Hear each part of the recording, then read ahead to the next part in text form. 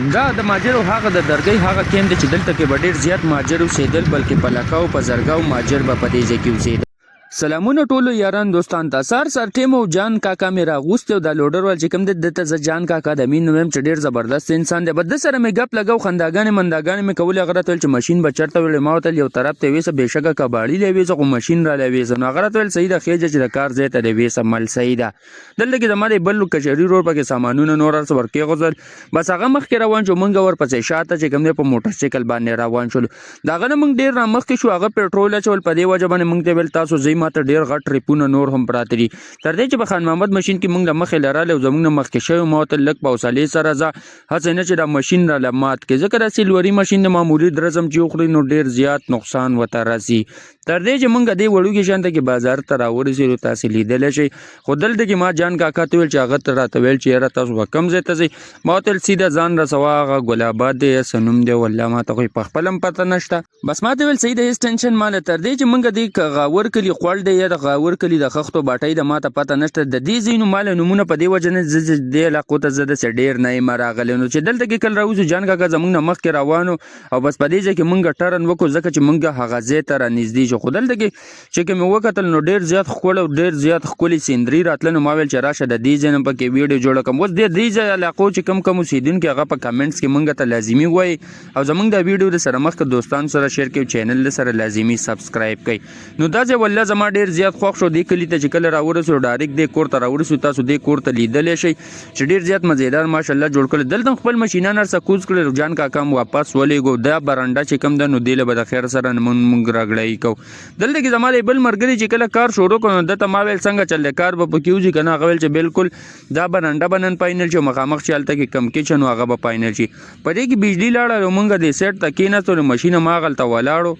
ماشین ولړېدو نه پس هلته کې دا زموږ د بل تر ملګري چې کله بجلي راله نو کار هم شروع کړو. تر دې چې زموږ دا یوه برنډه چې کم دی نو دلته کې فاینل کېدو طرف ته نږدې شوله.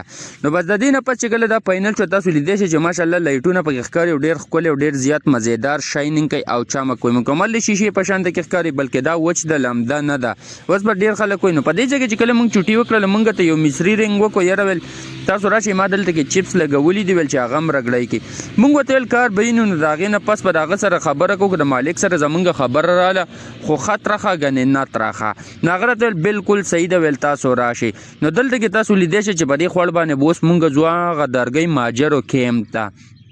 ماجرو کیمپ یو داسې ځای دی چې په هغې کې هم ماجر اوسېدلو. نو په دې خوړ باندې د غاړه باندې موږ په دې روډ روان چې ډېر زیاته مزه یې کول او ډېر زیات ښکلی او خوندور ځای دی. مخامخ چې کوم خټ تاسو ته ښکاري کورونه پېژنو په دغه کې موږ مخکې هم کار کړی.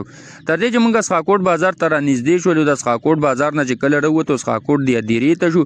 نو همیشه لپاره چې کوم دی زموږ د پښتنو د هدیرې ولې د روډ په غاړې په دې باندې زه تر نن تاریخه پورې پویه نه شوم.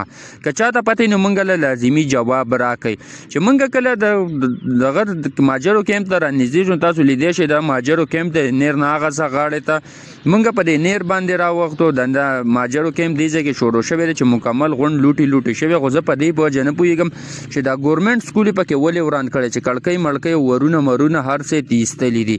نو ماجر مالک را سره رابطه وکړل تاسو په دې پول باندې راواوړئ. دغه مخامخ زما کور دی چې هغه کور خواله راورسېد نو تاسو لیدی شئ چې ماشاءالله ښکلی کور یې جوړ کړی دی. او په دې کې د پټۍ اچولي بس ورځ دوه کې به د دې چپسو پیلینګ وشي ځکه چې دا کې چپس لګي. مخامخ کمرو کې لګېدلي دي. بس هغه ځای نه موږ ډایرکټ راووتو. مالک راته ویل زه به ستاسو سره بیا رابطه وکړم. موږ ورته ویل بالکل مې خوښه ده.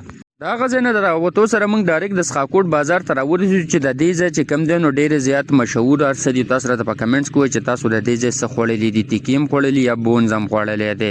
نو د هغې نه پس موږ د شیرګل بازار سره نږدې شو. دلته زما خیال راغلی چې یاره نن خو د شیرګل میله هم ده. نو زه ورته ډېر سخت خوشحاله هم شوم. تاسو لیدی شئ ګیر چاپېره ډېر زیات رش دی. د شیرګل میله ده چې ماشاءالله سره تعریف محتاج نه ده. لرې مرې پکې میلاویږي ښه په ادرس کې. نو بس د دې میلې نه راوتو نه پس چې کوم دی نو دلته کې موږ رالو. زموږ د بل ملګري چاپاړی اخیستې. ما ته ویل زه یو جوړه چاپاړی رالم. ما ورته ویل بالکل راواخله. دې دوکان ته ورغلې خو دلته چاپاړې خوښې نه شولې.